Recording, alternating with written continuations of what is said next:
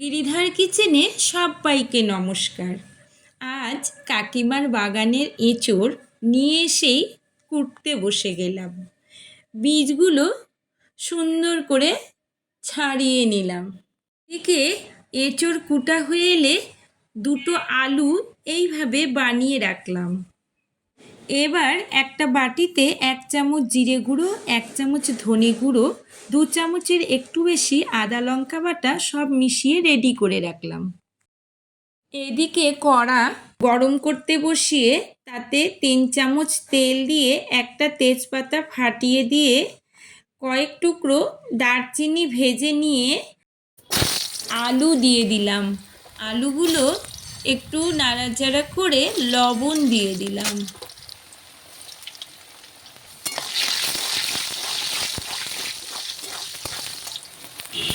2 minute ভেজে নিয়েই tomato, একটু লবণ, 1 চামচ হলুদ গুঁড়ো দিয়ে দিলাম।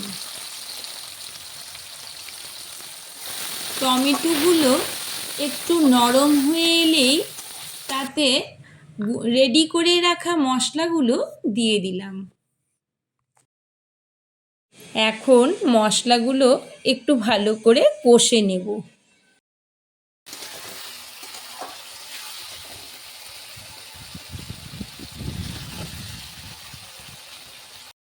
কষে এলেই তাতে ধুয়ে রাখা এঁচোড়গুলো ছেড়ে দিলাম। এখন মিডিয়াম আঁচে এই এঁচোড়টাকে সুন্দর করে কষে নেব।